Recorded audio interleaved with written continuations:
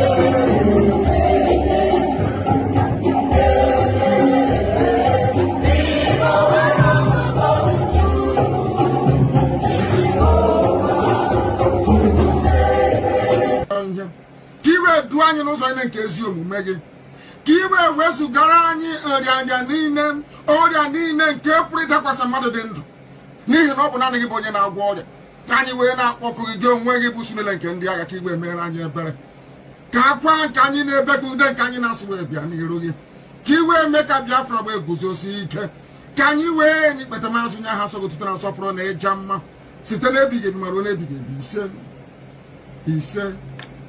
ise mma mmadụ dịrị gị Chineke. Mama, the reggae.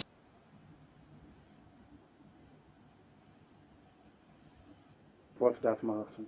We're not fighting each other. We know where we're going. We're going to get Biafra. There is nothing anybody can do about it.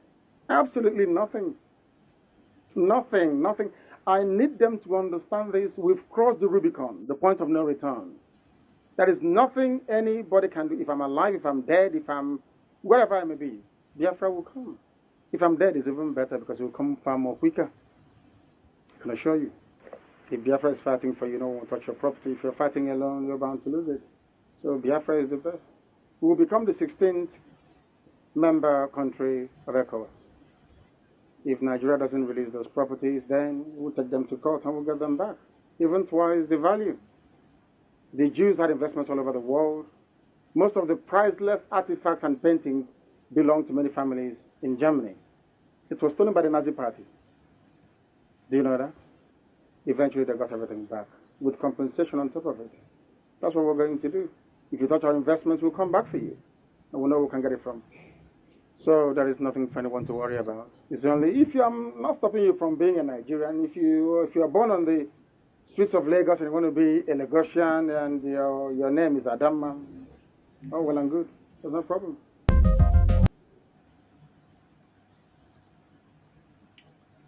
Welcome. Thank you for joining me on this very Saturday evening. It is weekend evening, Saturday, and I hope you have done well this very weekend for yourself. I know many people are busy, but as many as are able to still spend their time with me, I appreciate them. Mazi Akere TV, thank you, sir. I see you there. Thank you for your support. You are always there. I appreciate you for your support, always being there, sharing the messages and reaching out to other people. Thank you so much, Mazi Akere. And every other person that is watching there, whether you are commenting or you are not commenting, I thank you for being part of this program. This is our Saturday section, evening section. No, in the evening section, I don't spend much time. I spend 1 hour or a few minutes after one, and that will be off. So we're going to try as much as possible to do what we know how to do best, what we have been doing. The only assignment we have here is to present Biafra to the world as the only remedy to the failed state Nigeria. That is our message.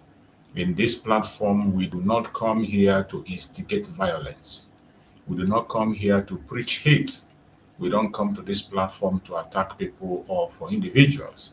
We don't come here for any blackmail. We don't come here for propaganda. We do not come here for saga. What we do in this platform is to preach the gospel of Biafra, to present Biafra to the world as the only remedy to the failed state Nigeria. Now that the opportunity has presented itself, this is a time we are supposed to be speaking louder than ever. The opportunity doesn't come all the time. So whenever it comes, we have to use that opportunity and use it wisely. Today, we have the opportunity coming from the United States of America, trying to get into the issue and make sure that the terrorists that are terrorizing the citizens in the Zoological Republic of Nigeria, the terrorists that are attacking the Christians, taking the life of the Biafrans, they are taken out. It is a very great opportunity, and we have to speak more. Even though in their media, they also give us credit that we are the one who have been speaking about this since 2016. You can imagine something that the media is giving us credit for. Nigerian media could not speak about this atrocity. Atrocity have been going on, and all of a sudden, today, they say that we are the one that have been speaking. And I agree with them. There is no doubt about it. We have been speaking since 2010. Mazi Nnamdi Kanu have been shouting, secure the people in the north, secure the people in the north. It is not today. So when you go to their conventional media and they say IPOB are in the front line that brought about what is happening today, I agree with them. And I'm very proud of every media warrior of IPOB. Every Biafran that is on the media, I am proud of you. I am proud of myself. I have been on this media for more than a decade. It doesn't matter how big the platform is. It doesn't matter how small the platform is. We know that when you are fighting the right cause, when you are on the right path, people is hardly pay attention to you. All it takes is for you to be sincere and remain consistent. I do not go with the flow. I don't go with the trending topics. I don't go with the flow. I go for my freedom. From the very first day I owned my camera, it is about my freedom and my freedom alone. I don't care what other people say. I don't care if everybody deviates and begin to do something different. I will continue to do my thing. I'm not going to change my system for somebody to come and follow me or for somebody to like my platform. No. This platform was built on the foundation of freedom, on truth, making sure that the plight of Biafrans is presented to the world. That is why I came online, and I will continue to be on that path. No matter the attack that is coming from east, west, north, and south, even from fellow Biafrans. Even fellow Biafrans, they are attacking us on our platform, but that doesn't make any difference. We will not stop. I have said it that the only time I will stop broadcasting is that when I found out that I can't have this platform anymore. But as long as I have a platform where I can come out and speak, if I have time, I will spend 24 hours talking about Biafra. If I have the opportunity, I will be here 24/7 talking about Biafra. But as Chukwu I have it, there is time for everything. So the little time I have, I will spend it here to speak about Biafra. And you know where we are today. The failure of the Nigerian system, the atrocities of Nigeria against the Biafran people, against our Supreme Mazi Nnamdi Kanu. That is what we are here today to talk about. Every one of us saw what transpired in their court. Every one of us saw what happened in the court. So now nobody's going to be telling you or preaching to you what to say or what to do. We have now seen it clearly that Nigeria is not for we Biafrans. The injustice of Nigeria, the failure of Nigeria has now become something that the whole world have seen. So the opportunity we have today is to continue to hold our ground. Do not be deceived. Do not be distracted. Don't allow anybody to talk you down. You that you are watching this program today, wherever you are, you have a responsibility to tell the world your story. The people have told our story for a very long time, and we will not allow them to continue to tell our story. Today, we have taken charge of our story, and we are telling our story ourselves. That is why I am here every single day, telling my own story. You that is watching on the comment section, you have your own story to tell. You have your own story to tell. Feel free to join us in this platform. If you do not have a place to tell your story and you're looking for somewhere to tell your story, this platform is for you to tell your story to the world. As long as you have a genuine concern, you have a genuine complaint, eyewitness account. If you see something, say something. That is why this platform is here. It's a platform for public opinion. It does not matter what your own ideology is. It doesn't matter what your opinion is. Feel free to express it here. Nobody's going to stop you. I'm not going to stop you. The only thing we say you will not do is to insult anybody or to use vulgar words or to abuse anybody or push lies or propaganda against anybody. I will not allow that. All you have to do is to say what you know and forget about those things you don't know. You have a superior argument, bring it on. Bring it on. We are in a time where we can no longer pretend that all is well. So many things have gone wrong. But the opportunity that presented itself for everything to be corrected.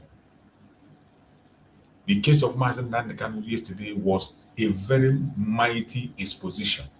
They can't hide anymore. My fellow Biafrans, lovers of freedom across the world, wherever you are watching from my end, I say good evening to every one of you. My people of truth and freedom across the world, what happened in Abuja is not just a court case. It is the exposure of system built on injustice, deceit, wickedness.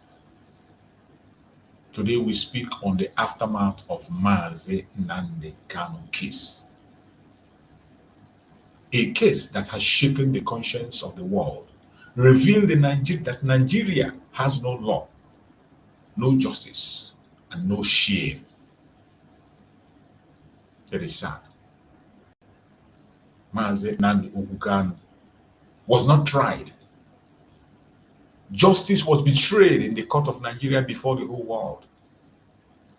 The courtroom has become a crime scene of lawlessness.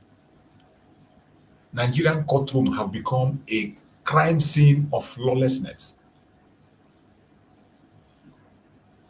The world watched as Mazi Nnamdi Kanu appeared once again in Abuja High Court. Instead of justice, what we saw was persecution dressed in legal robes. Persecution dressed in legal robes. That was what we saw. No valid charges, no jurisdiction, no respect for international law. Yet, the Nigerian court continues this charade to please the political class. The same court that refused to obey appeal court ruling and United Nations directives continue to sit in contempt of global law. This is no longer a trial. It is a political persecution disguised as justice. That is what we saw in the court today.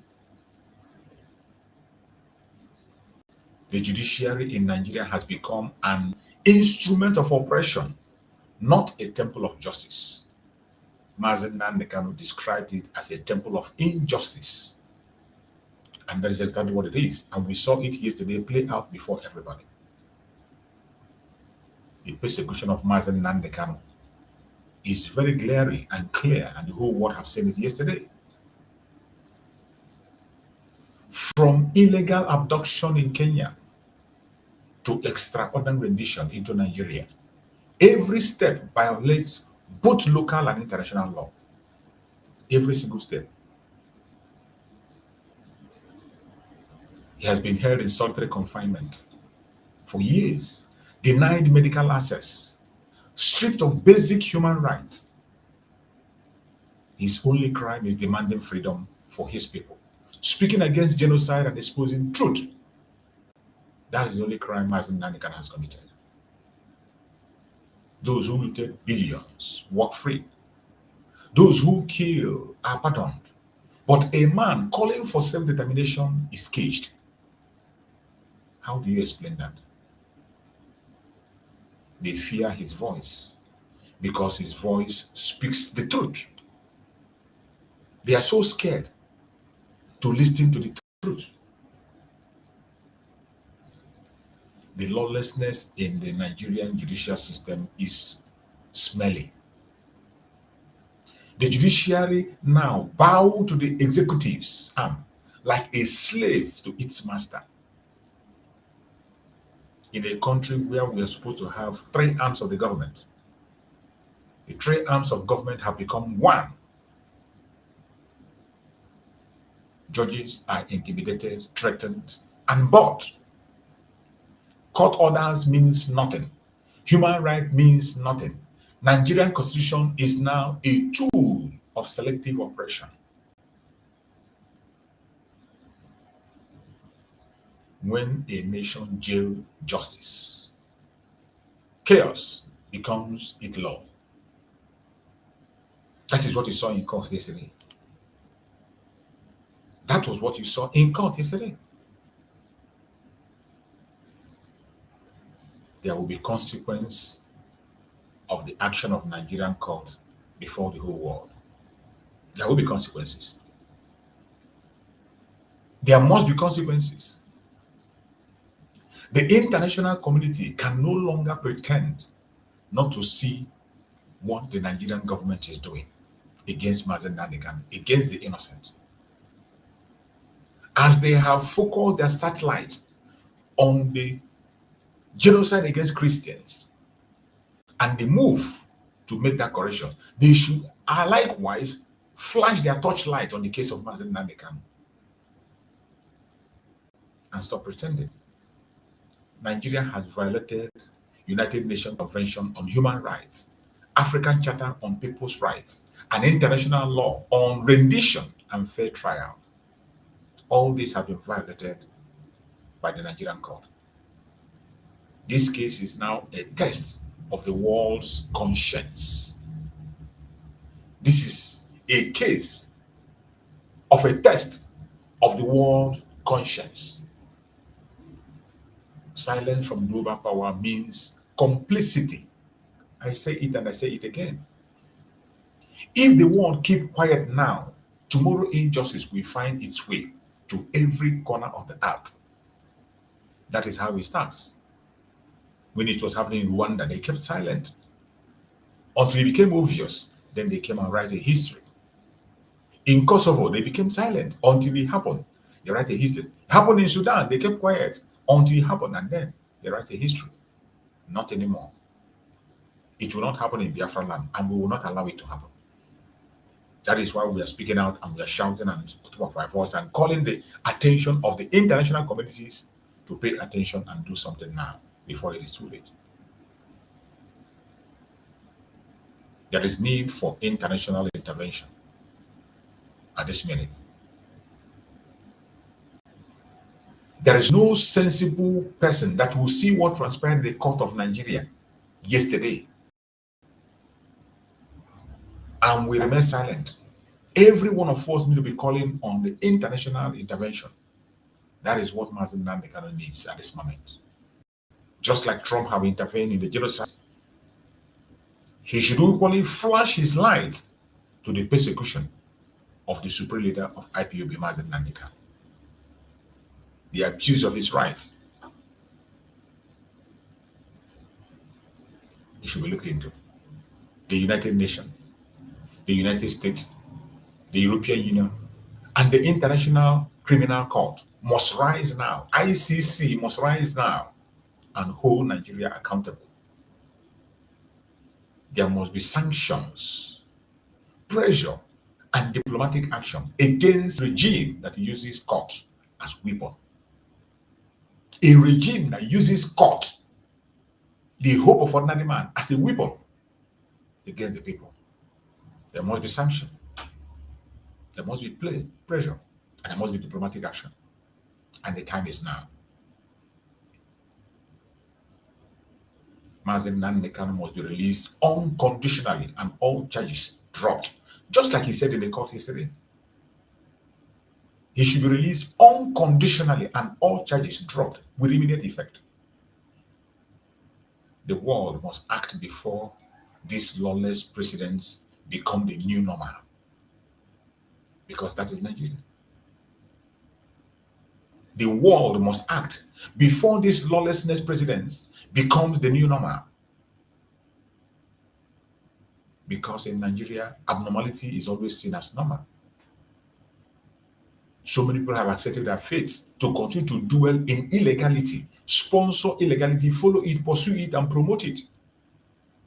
Because they are helpless. It is time for us to rise up. Justice delayed is justice denied. But justice perverted is humanity betrayed.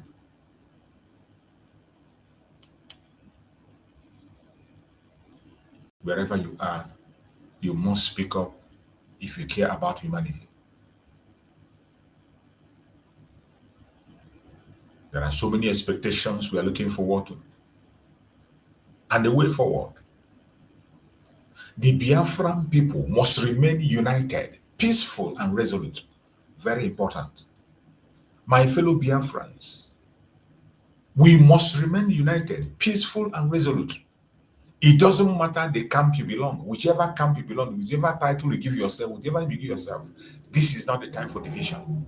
It is time for us to unite, speak in one voice, be peaceful and resolute, and call the attention of the international community to weigh in. We must not lose faith. We, the Biafran people, we must not lose faith. This trial is exposing the system. That is what is happening. The system that have kept us captive, the system that enslaved everyone, is being exposed. Every act of injustice against Kanu only strengthens the Biafran cause. The world is now watching. International media are taking note. Even though they are not speaking out, they are watching and they are taking note. Just like the case of the genocide of Christians, a time will come when they cannot afford to be silent anymore. As we speak, they are quiet. They pretend they are not hearing us. But a time is coming when they can no longer be silent. Keep speaking. Keep sharing. Keep mobilizing, every one of us. When truth is persecuted, it grows stronger. When justice is denied, freedom becomes inevitable. Wherever you are watching this program from, Do not lose faith. I urge you in the name of Chukwu. Stay strong. This opportunity, we must not miss it. We must win the battle. My brother Gerald DK, thank you so much for joining. We must win the battle. It doesn't matter what the enemy says. It doesn't matter what they do. We must be strong and focused. The same way we are talking about the case of Mazi Nnamdi Kanu, and they pretend not to hear. They hear us. They pretend not to hear. The same way we are crying about the genocide in Nigeria, the genocide against Christians, we were talking about it, against the Biafran people, against the Christians, against the citizens of that country, the indigenous people, against the indigenous people in Nigeria. The genocide against the indigenous people. We have talked about it a lot. But thank Chukwu Okama today, they are speaking about it. I thank Chukwu Okama that Donald Trump have taken that bold step. They tried as much as they can to stop him. But Chukwu Okama helped us, and they were not able to succeed. And they will never, ever succeed. Not today, not tomorrow, not ever. We are waiting and we are hoping that Donald Trump will take the action as soon as possible, because the zoo will never repent. The Zoological Republic will never repent. These are unrepentant souls. They will never repent. If you think they are going to repent, they will never repent. So action should be taken with immediate effect. We are going to go to their media now. We are going to see what the version of their media. You know, I always go to their media to bring their program so that we will know what Nigeria is presenting in their own media, so that we can counter them and also show to the world the real truth and nothing but the truth. And those that have positive thought, we also present them so that the world will know that there are still people that their brain is working a little bit. The atrocity happening in Nigeria is so much that it cannot be overlooked. So we are going to go into the perspectives that is coming out from Nigeria. We are going to bring it up so that the world will hear and see what they are saying in their own media and what the Nigerian people are thinking and feeling.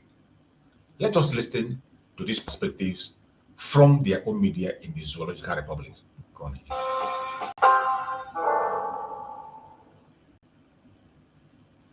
Welcome back to Perspectives, Your Rise News. Over a week ago, US President Donald Trump made remarks about the ongoing killings in Nigeria, warning that if the violence continues, America may be forced to step in.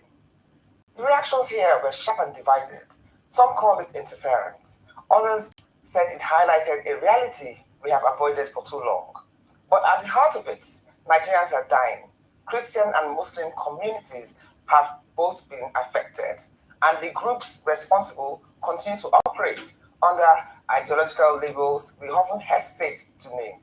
If we continue to argue about the messenger instead of the message, the violence will continue. If we can downplay the victims because of politics or identity, that is what they're doing. The cycle will deepen. And if we continue to avoid difficult truths, we risk normalizing what should never be normal.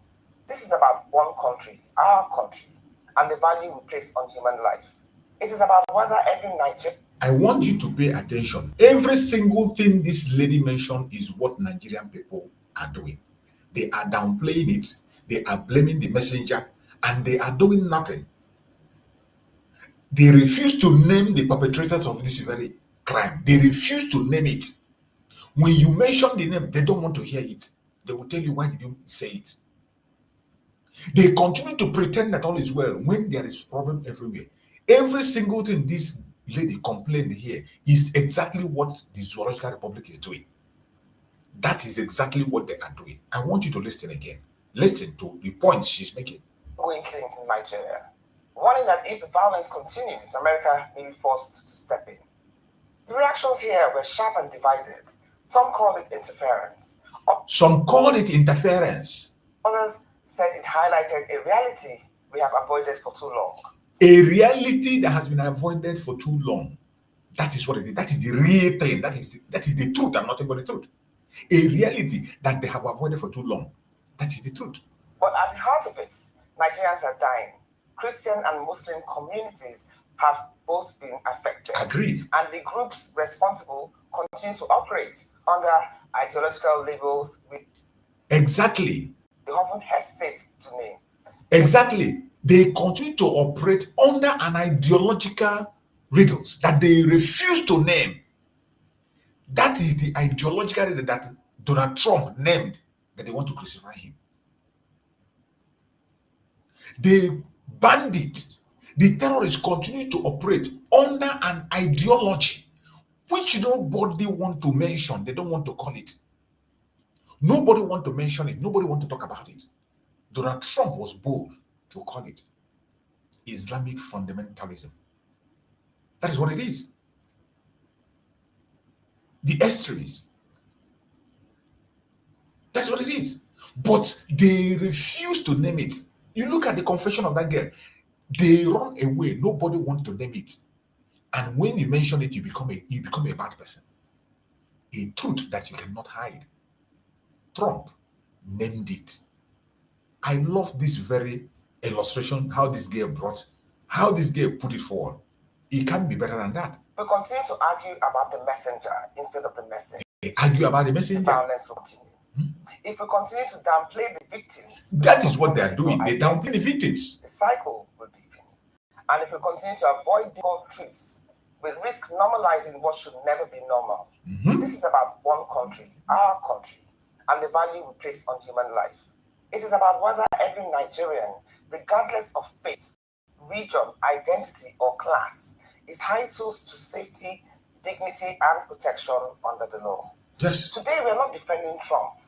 We're not defending the government. We're simply confronting the moment we are in and what it means for our security and our unity and our future. This is what the media is supposed to be doing.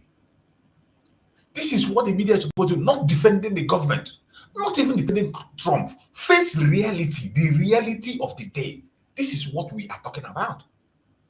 But go to Nigerian media, 99% of them are defending Trump, including this very station that is speaking, including this station. In all their program, 99% of their program is in defense of the government. They have been conditioned. You must protect your government even when the government is faulty. Meanwhile, you are supposed to be the voice of the masses. This is the evil that bedevils Nigeria. Why Nigeria can never, ever, ever survive. We're heading for a short break, but stay with us because coming up shortly after now will be a catch-up of what's happening in Abuja State with Arise correspondent. We're simply confronting the moment we are in and what it means for our security and our unity and our future.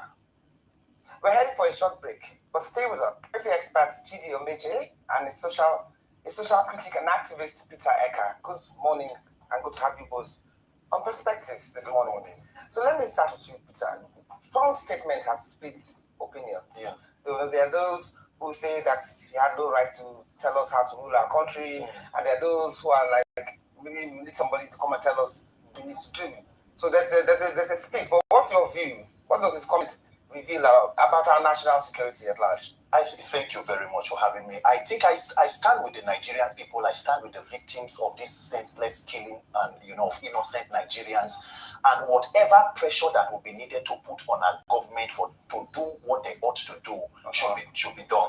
I think the events of the last few days have been a monumental tragedy. It's a disgrace on every level that it took the intervention of a foreign government to put pressure on the Nigerian government to take seriously what the Constitution describes as the primary responsibility of government, which is the protection of life and property of the citizen. And nobody should question the intervention of the United States. The current president, when they were in opposition, they went in 2014 to the United States of America on the same killing of Nigerians, demanding or requesting for intervention. And so when a man's house is on fire, whoever that helps to put it out, that is the interest of the person. So as it is today, the question is, The US president said the Nigerian government should move fast. So the pressure should be on the Nigerian government to move fast, because I mean, if it were in other crimes, there should be some resignations at this point. Because when you have a series of events where citizens are being killed and there is no action from the leadership, or rather actions that seem to suggest that leaders are rather complicit in protecting criminals or giving them, a soft landing as against protecting innocent citizens. I think it is a monumental tragedy, and whatever that needs to be done. I mean, we are able to take grants and loans and whatever from the United States of America, so we should be able to take their warning and move fast. So President Bola Tinubu, wherever you are, you should move fast to end these killings. Okay, it's good that you said that. Let's have Chidi in the house. Chidi, are you there? Okay, Mr. Chidi, it's so good to see you this morning. Okay, you just heard what Peter Eka just said about this wake-up call. So from a security standpoint, do you think that comment was an attack on Nigerian sovereignty? That's Donald Trump's comment. Was an attack on Nigerian sovereignty, or a wake-up call showing that the world is now noticing what we are denying at home? By the way, Peter, good to have the platform with you. You're one of my favorite activists, so I appreciate it. Thank you very much, my pleasure.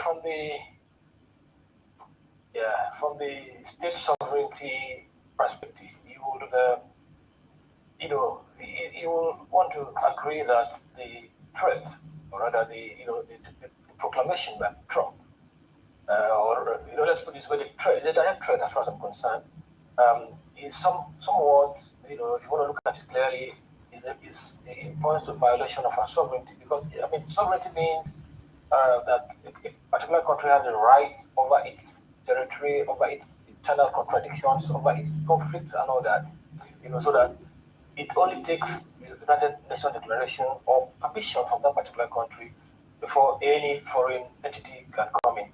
But then, that's where that ends. There's also an evolving, United Nations treaty, what they call it, responsibility to protect R2P.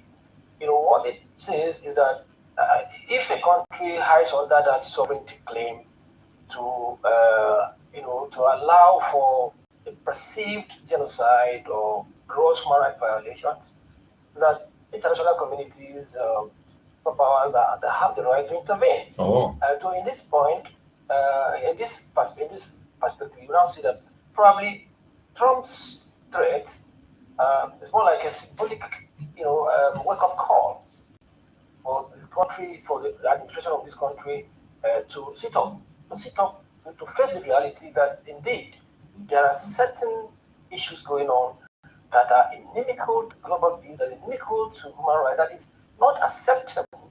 So we have to be very careful about this. The excitement is there, and I could see even from the tone, from the voice, from out there in the street. A lot of people think that this is the best thing we've ever heard. In the middle belt out there, probably in Plateau, in Benue, a lot of folks are almost celebrating that indeed maybe God have heard their prayers. But if you sit back and have a sober reflection of this, you see that it's not always good to have foreign powers coming into a country to do this kind of intervention, because they never left any country in better shape.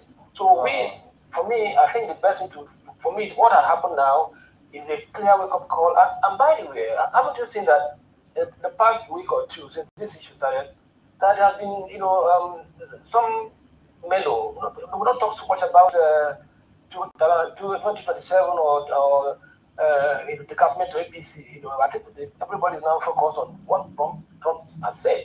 So to me, if this Trump's intervention will bring us back to our senses, to know that we have an existential challenge, we have a serious security problem, then so be it. But as far as I'm concerned, Trump's statement is a wake-up call. It's a clear wake-up call, and it has actually, woken up our interest, our conscience to see that indeed certain people are going through a lot in this country, and it's very clear to see. Okay, and the country is not normal. Thank you, Chidi. Let's get back to Peter in the house. Why are Nigerians angry at the messenger instead of the message? Do you understand? Despite now replacing urgency in our country. And then secondly too, They keep going on about, oh, it's not just Christians that were killed, it's also Muslims. But the truth of the matter is that nobody's talking about the originators of the killings themselves. Exactly. Very important. I mean, it is not about whether being angry at the messenger or taking the message. You cannot even be angry at the messenger because, as the other, my colleague has rightly said, there is a responsibility to protect under the United Nations Charter, and that a foreign government can step in. The US has invested a lot. A lot of our military officers are trained in the US, trained to handle their equipment. They sell most of our weaponry hardware from the United States. And if the government of the state seems to be, folding their arms while these kind of issues are going on, perceived genocide, and all of these kind of hate crimes and events, there is a responsibility to step in. And then if we talk about, Muslims being killed and Christians being killed, the fundamental question will be, who is carrying out the killing? Exactly. And then if we now agree, because what it seems now is like, it is more shameful. Our response is not that there are no killings. It's that, This is the question that is seeking for answer. I just said it before I started this program. Who is the one killing? It is not a question of, say, oh, they kill Muslim, they kill Christian, they kill Hindu, they kill traditional religion. Who is the one perpetrating this atrocity? I asked that question in this program before I started. Are they wearing masks? Don't they have name? I ask that question every day. This morning, I still ask the same question. Why is it that they are shying away from mentioning the killers? And you see Donald Trump mention the killers, that he's coming after them, and everybody get angry. They come online, they say, why must he mention them? Why must he describe them? Why must he ascribe them their names? And that is when you know people who are unserious. That is when you see people who are culprits. That is when you know the people that are sponsoring the terrorism and benefiting from it. This is the question. Let me hear if they will mention it, because I know they will not. You are not even saying it as bad as it is. So Christians are being killed, Muslims are being killed. Now the question will be, if Christians are being killed, Muslims are being killed, who has a problem with coming in to take out the killers? Exactly. I think there should be a mutual agreement that, oh, look, everybody is a victim of this issue, and then the terrorists themselves should be taken out. Who are the sponsors of terrorism? Who are the beneficiaries of terrorism? There is a track record. President Buhari, under President Jonathan, terrorists were almost confined to the... You see, when they talk, they will still dodge that. Who is the one conducting this killing? There has never been anybody that came to the media to mention them. Even as they are talking, they will never ever mention the people doing this killing. They call them terrorists. Who are these terrorists? Who are the ones providing these food soldiers? Who are they? Why is it difficult for people to... Who are they? We see them on video. We see them in pictures. They make videos. They organize. They talk. They move in convoy. We see them. Who are they? Nobody can be bold to mention them. Only Trump did. And that is their anger in Nigeria. The anger of Nigeria is, why did Trump call the terrorists who they are, mention their name? Why did he? No media will. You see them, even in their studio, as they are complaining. They narrow it down. Who are they? They narrow it down and they give them that name, terrorists. Who are those terrorists? Are they invisible? Are they not human beings? We have seen governors come and say they know them. They know where they live. They are their brothers. They are their friends. We have seen people say it online. But they don't want to mention it. When you mention it, they call you a bad person. We had the infamous Sambisa forest. Today, under the APC government, terrorists are holding stakeholder meetings with security officials and government. So we have a situation where we have security and insecurity officials holding meetings, brandishing and giving advice on how it should be run. President Buhari took out $1 billion from excess food account and invested in insecurity. Somehow it exploded. When it was under Jonathan, where the President Tinubu now called on the competence of President Jonathan and asked him to resign, insecurity was almost localized within the northeastern region. Under the APC, the military is in active service across 36 states and the FCT. So right now, as it is, the question will be, what exactly is being done? And then you come as a president under this kind of administration, you outsource issues of defense to the National Security Advisor, and guess what? The president is chairing the Ministry of Petroleum. In a country where the last time President Tinubu traveled on a vacation, more than 100 persons were killed in a space of 2 days. That president is heading Ministry of Petroleum and not Defense as Commander-in-Chief of the Armed Forces. So when you see this level of mischief across board, people are being killed, bandits would hold peace deal, the next day they are also carrying out attacks. It calls to question the capacity of the government to protect its people. So the same question that President Tinubu asked the Goodluck Jonathan administration should be thrown to him. Has the APC-led federal government lost the capacity to protect Nigerians? If so, then they should take the advice they give to the administration. But if not, please heed the advice of Mr. President Donald Trump and move very quickly to end this killing. Okay, let's get back to you, Peter. You know, how do we separate Islam from extremism? Because without, how do we do that without demonizing peaceful Muslims themselves? Yes. But That yet, is the problem. not allowing extremists Let me to hear hide what behind you will say. religion. How do we find a balance? We must be honest with ourselves as a people. There are the majority of Muslims. I have Muslim friends. We relate with them. They are peace-loving people who just want the country to thrive. The question is, there is a problem when you always need to say that a religion is a religion of peace. That statement in itself, because religion should not be otherwise. And the leadership of, the northern part of the country must be honest with themselves. Is illiteracy and certain social vices being weaponized against the people? What kind of Islam, we must ask ourselves, is practiced in Qatar? What kind of Islam is practiced in Saudi Arabia?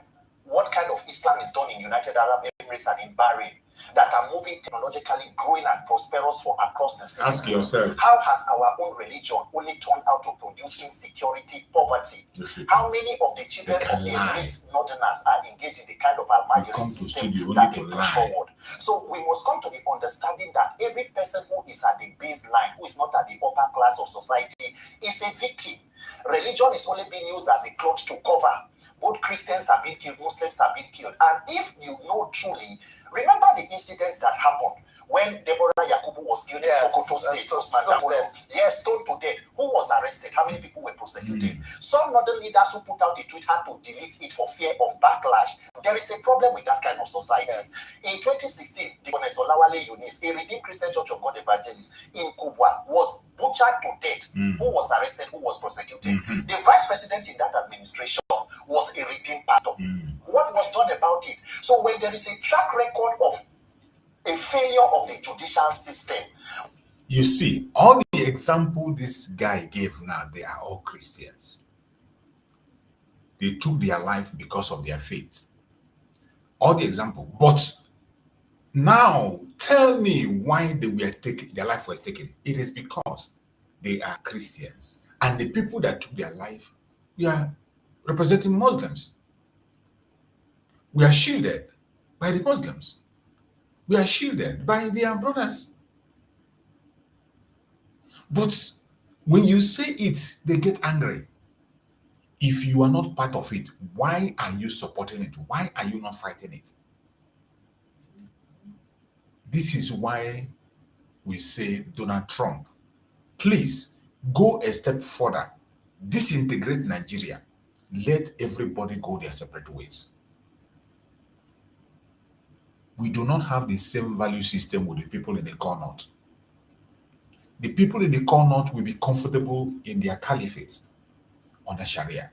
Allow them to practice it. Don't stop them. Allow them. Allow them.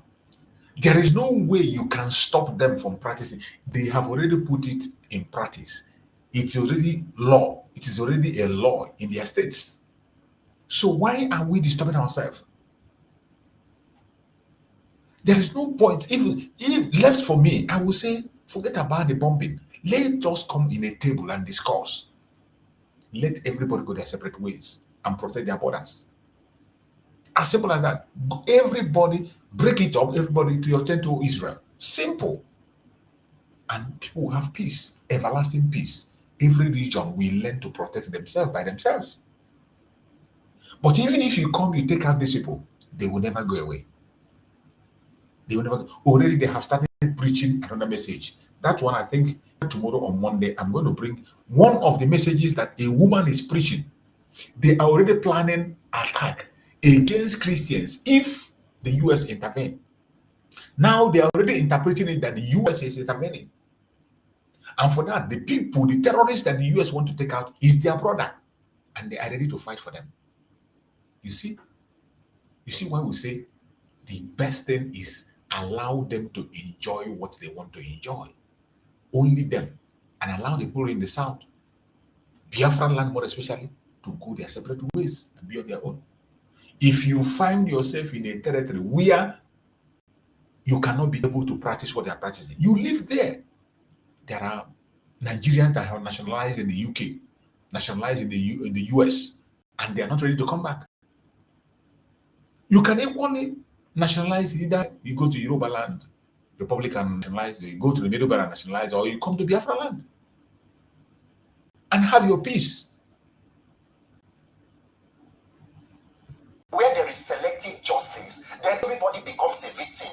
At this point now, if Christians, or there is a perception there is Christian genocide, and then Muslims also believe that Muslims are being killed, is it not an opportunity for everybody to unite and all victims? Let us take this out. So it lies on the leadership of even both religious sectors and also the people to know that in the end of all of this, when said and done, those of us who do not have the opportunity, in Nigeria, one of the offenses you will commit is to be poor. Whether you are Islam or Christian, the only thing who that Sharia one time has caused was somebody who stole, his hand was amputated. A girl in the north was caught on camera receiving dollar and stacking his car. The president at the time said that the video was probably doctored. So laws are meant for the poor. So you can even recite the Quran from back to back, but when it comes to the issue of dispensing of justice, you may not be held to the same standard with an elite or somebody of opportunity. It's good that you mentioned that, because there's also the speculation that some people in power actually encourage this conflict. Yes. Because what's your take on that? It is There are also those who believe that the governors of the states where these things happen should be sanctioned one way or the other when these occurrences anti-rules. I think it was the late Sani Abacha who said when insecurity lasts beyond 24 hours, then there should be the hand of government in it. Yes. The former Nigerian Minister for Defense, our first Minister for Defense, T.Y. Danjuma, stood on a platform in Taraba and made a bold statement. He said the military, they are not neutral. They collude with the terrorists. A Minister for Defense. What was the investigation that was carried out? We have seen pictures and videos and allegations of where terrorists were found in certain government houses and nothing was done about it. So when there is a perception that instead of protecting life of citizens, persons in government, why is it that insecurity has become almost a multinational economic investment? The more money you pour into it, the more it increases. So definitely it has become business. So if you can allow this kind of criminality to fester, the same Nigerian government that rejected the intelligence of the United States decided to start Operation Safe Corridor. How do you do repentant terrorists in the middle of a war when the victims of their killings and terrorism are still languishing in internally displaced person camps in conditions that are subhuman? That same country was spending billions rehabilitating known terrorists. Allegations with even engaging them into the country's armed forces, and you say there is no collusion. It's not an allegation. It's not an allegation. So until Nigerians realize that this is what is being said is less than what is not said. For the past, you know how many days now you can see the government running from pillar to post. For 2 years, you needed President Trump to tell you before you can appoint diplomats. We had no ambassadors manning our embassies across the country. The president they are more concerned with trying to pull people from one party and entering into the APC so that you can begin to sing your mandate you shall fall. It is a colossal failure and a shame. But Nigerians must wake up and save ourselves.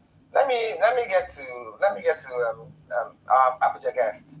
So Chidi, you've heard what Peter has had to say so far. But I want to ask, because there was an allegation that an American captive was once held by Boko Haram, and America, within 2 days, not 2 months, not 2 weeks, within 2 days, rescued their citizen. So what I want to now ask is that if the US can rescue its citizens inside Nigeria within days, what stops deeper intelligence sharing? What stops them sharing that with us? Share waiting with you. Is it lack of trust or political obstruction? I'm confused. Share waiting with you. What do you want to share with you? Oh, well, I mean, picking up just one victim of kidnap is not the same as dealing with an entire, gamut of, the kidnap industry. No, it's the length of time in which it was done. In the length of time in which it was done, this was 2 days. Right.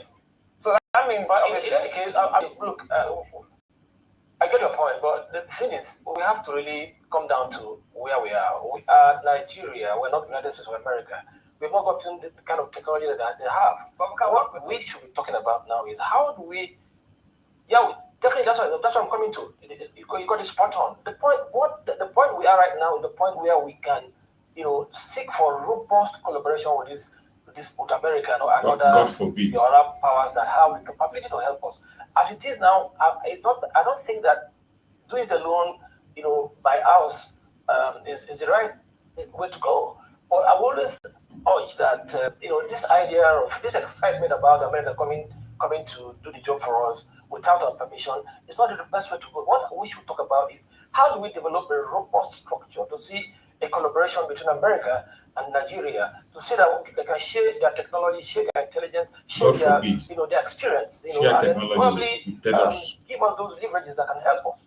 I do not foresee a situation where we have foot on the ground or have American, military camps across Nigeria. It never spells good for us. But look, the goal is actually to see how we can surmount these security challenges across the country. So any way the Americans can help us by making sure that we defeat terrorism is what every discerning Nigerian is talking about.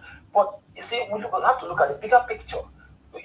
Yes, you consider the immediate. Yes, you see the leadership failures. Yes, you see the incapabilities of some of our security agencies. Yes, you see the poor security architecture that have made it possible for us to rely only on the military, playing down on the role of the police. We have to see that we have to stop that idea that the military, the security, the intelligence and response agencies are not collaborating well. How do we threaten this? These are the issues we're talking about now. I've gone beyond the excitement about the fact that Americans say they are coming.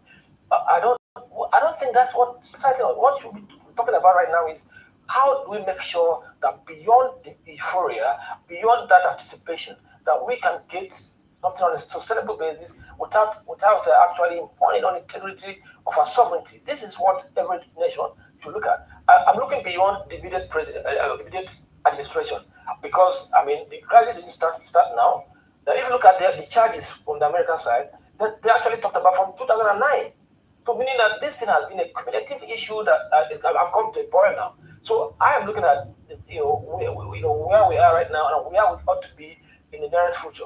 But of course, I'm mindful of the fact that a lot of Nigerians need that respite. There are people who are actually under terrible condition, that brought about by these security challenges. So any which way that we can stem the tide, welcome by me. But I'm only saying, let us look at the bigger picture. If we think that the best thing to do is to bring foreign boots on ground, at the end of the day, it might turn out not be the best option. So that's exactly what I'm trying to make.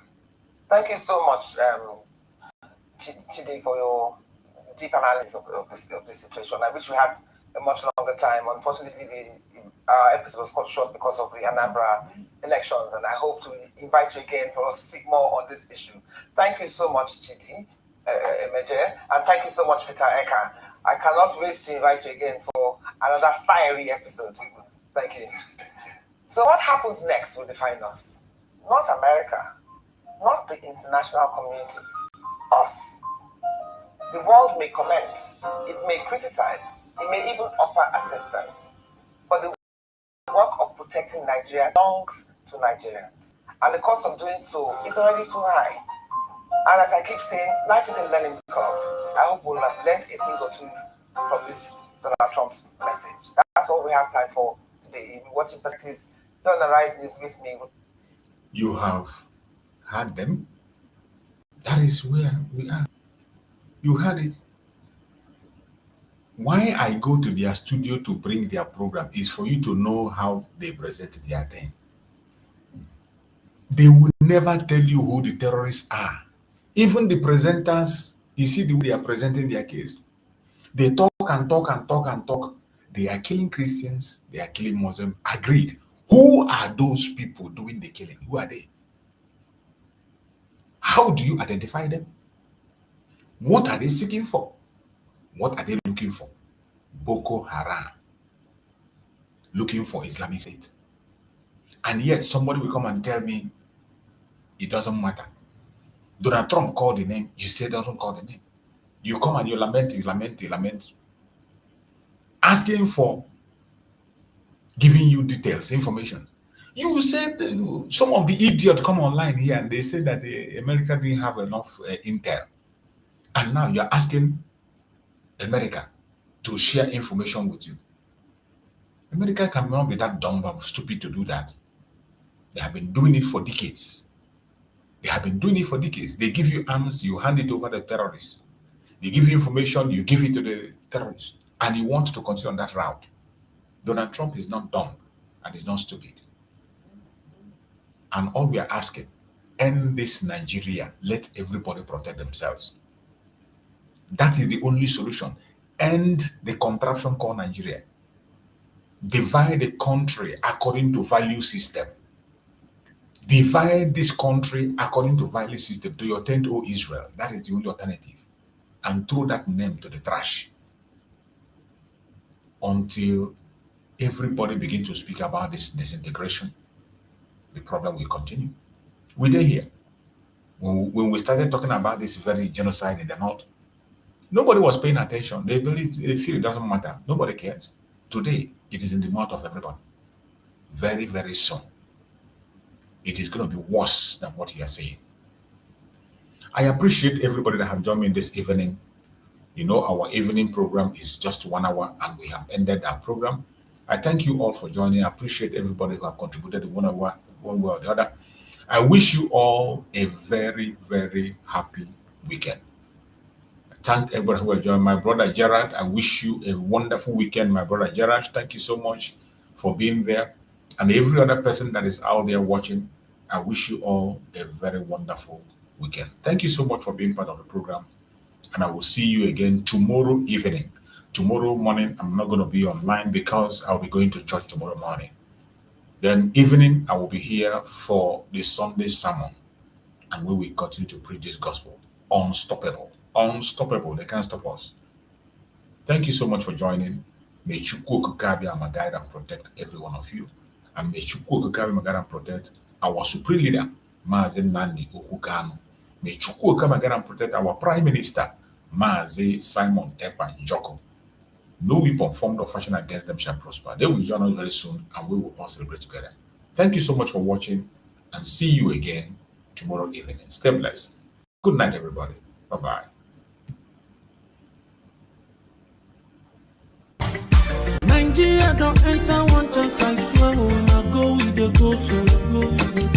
Herdsmen, they kill us every day, for them busy, they campaign again. After they failed all the promises they made, oh, then they praise themselves.